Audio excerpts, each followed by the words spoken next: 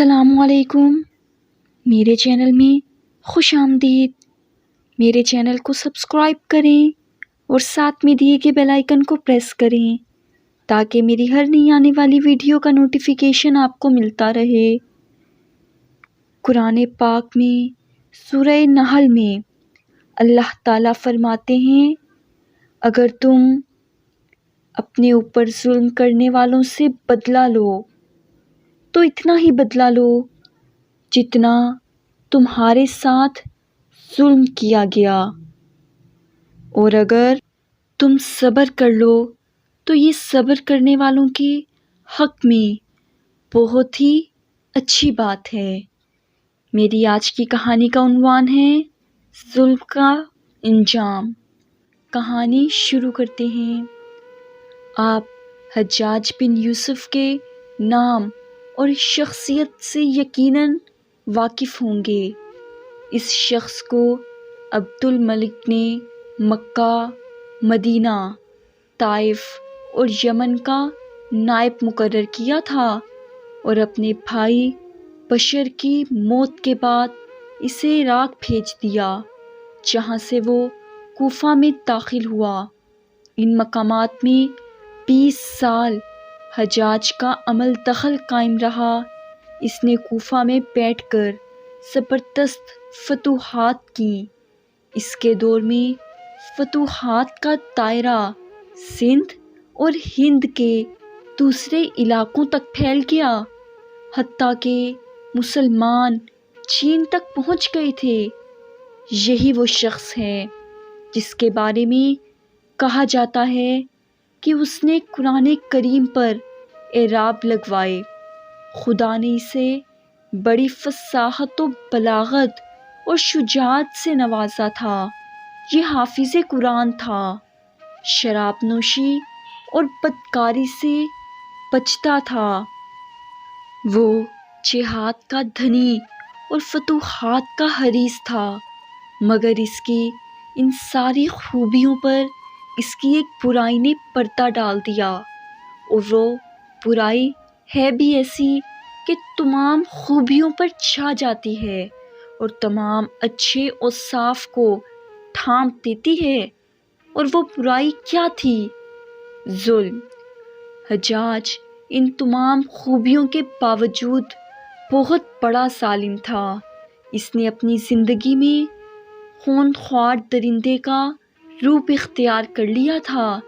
ایک طرف اس کے دور کے نامور مجاہدین قتیبہ بن مسلم، موسیٰ بن نذیر اور محمد بن قاسم کفار سے برسر پیکار تھے، اور دوسری طرف وہ خود خدا کے بندوں، اولیاء اور علماء کے خون سے ہولی کھیل رہا تھا۔ امام ابن کثیر رحمۃ اللہ علیہ نے البدیہ والنہایہ میں ہشام بن حسان سے نقل کیا ہے کہ حجاج نے 1,20,000 انسانوں کو قتل کیا ہے۔ اس کے جیل خانوں میں ایک ایک دن میں 80,000 قیدی بیک وقت رہے ہیں، جن میں 30,000 عورتیں ہوتی تھیں۔ اس نے جو آخری قتل کیا ہے وہ عظیم تابعی اور زاہد و پارسا انسان حضرت سعید بن جبیر رحمۃ اللہ علیہ کا قتل تھا۔ انہیں قتل کرانے کے بعد حجاج پر وحشت سی سوار ہو گئی تھی۔ وہ نفسیاتی مریض بن چکا تھا۔ جب وہ سوتا تھا تو حضرت سعید بن جبیر رضی رحمۃ اللہ علیہ اس کا دامن پکڑ کر کہتے تھے، اے دشمن خدا، آخر تو نے مجھے کیوں قتل کیا؟ میرا کیا جرم تھا؟ جو آپ میں حجاج کہتا تھا، مجھے اور سعید کو کیا ہو گیا ہے؟ مجھے اور سعید کو کیا ہو گیا ہے؟ یہ وہ اندر کی آتش تھی جو بھڑک اٹھتی ہے تو امن و سکون سب کچھ راکھ کر دیتی ہے۔ اس کے ساتھ ساتھ حجاج کو وہ بیماری لگ گئی تھی جسے زمہریری کہا جاتا ہے۔ سخت سردی کلیجے سے اٹھ کر سارے جسم پہ چھا جاتی تھی اور وہ کانپتا جاتا تھا۔ آتش سے بھری ہوئی انگیٹھیاں اس کے پاس لائی جاتی اور اس قدر قریب رکھتی جاتی کہ اس کی کھال جل جاتی، مگر اسے احساس نہیں ہوتا تھا۔ حکیموں کو بلایا تو انہوں نے بتایا کہ پیٹ میں سرطان، کینسر ہے۔ ایک طبیب نے گوشت کا ٹکڑا لیا اور اسے دھاگے کے ساتھ باندھ کر حجاج کے حلق میں اتار دیا۔ تھوڑی دیر کے بعد دھاگے کو کھینچا تو اس گوشت کے ٹکڑے کے ساتھ بہت سارے کیڑے لپٹے ہوئے تھے۔ حجاج جب مادی تدبیروں سے مایوس ہو گیا تو اس نے حضرت حسن بصری رحمۃ اللہ علیہ کو بلوایا اور ان سے دعا کی درخواست کی۔ وہ آئے اور حجاج کی حالت دیکھ کر رو پڑے اور فرمانے لگے، قَدْ نَهِیتَکَ أَن تَعْتَرِضَ لِلصَّالِحِینَ، میں نے تجھے منع کیا تھا کہ نیک بندوں کے ساتھ چھیڑ چھاڑ نہ کرنا، انہیں تنگ نہ کرنا، ان پر ظلم نہ کرنا، مگر تو باز نہ آیا۔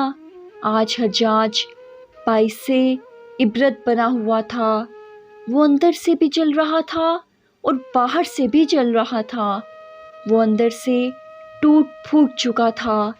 چنانچہ وہ حضرت سعید بن جبیر کو قتل کرنے کے بعد زیادہ دن تک زندہ نہ رہ سکا اور صرف 40 دن کے بعد وہ بھی دنیا سے رخصت ہو گیا۔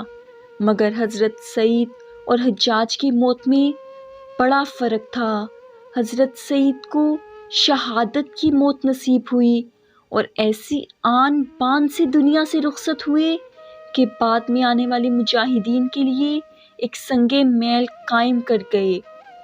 وہ جب دنیا سے رخصت ہوئے تو ان کا دل مطمئن تھا اور چہرے پر تبسم تھا، لیکن حجاج جب دنیا سے جا رہا تھا اندر کی آتش میں جل رہا تھا، چہرے پر ندامت کی ظلمت تھی، اسے اس کا ایک ایک ظلم یاد آ رہا تھا۔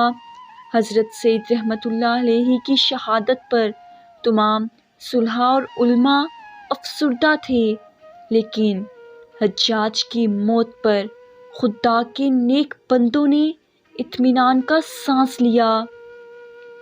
حضرت ابراہیم نقعی رحمۃ اللہ علیہ نے حجاج کی موت کی خبر سنی تو خوشی سے رو پڑے۔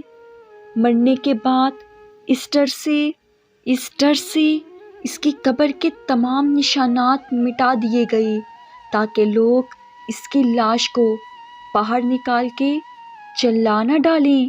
یہ اندیشے اس شخص کی قبر کے بارے میں ہو رہے تھے جس کے سامنے اس کی زندگی میں لوگ کھڑے ہوتے تھے تو ان پر لرزہ طاری ہو جاتا تھا۔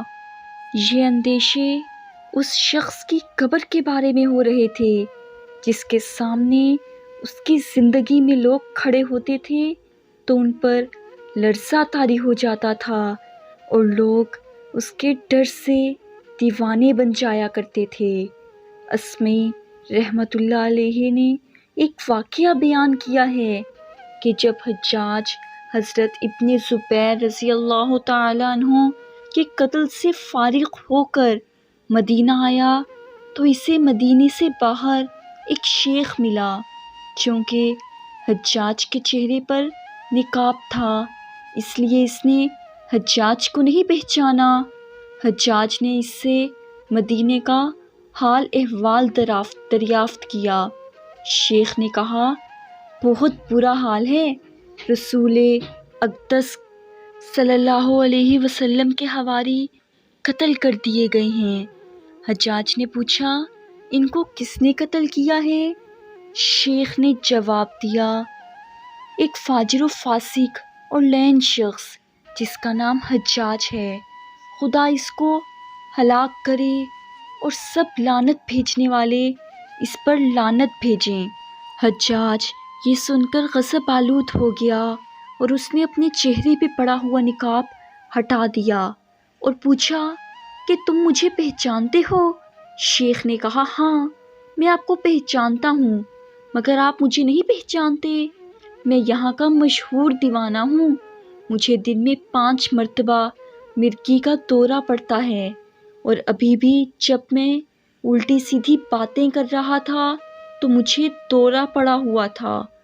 تو وہ شخص جس سے بات کرتے ہوئے بڑوں بڑوں کے جسم پر رشا طاری ہو جاتا تھا، اور وہ کہ جس کے عتاب سے بچنے کے لیے لوگ مصنوعی دیوانے بن جاتے تھے، آج جب اس کے جسم سے جان نکل گئی تو اندیشے پیدا ہونے لگے کہ کہیں لوگ شدید غیظ و غضب میں اس کی لاش ہی کو نہ جلا ڈالیں۔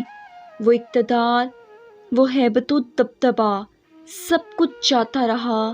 اس کے متعلقین کو اس کی لاش کی بے حرمتی کے بارے میں دنیا والوں سے جو خطرہ تھا، انہوں نے اس کی قبر کا نام و نشان مٹا کر بظاہر اسے تو خطرے سے بچا لیا، لیکن ظالموں کے لیے جو آخرت کے خطرات اور سزائیں ہیں، ان سے اسے کون بچا سکتا تھا؟ وہاں تو کسی کا بس نہیں چلتا، کسی کی سفارش کام نہیں آتی، خاندانی وجاہت فائدہ نہیں دیتی۔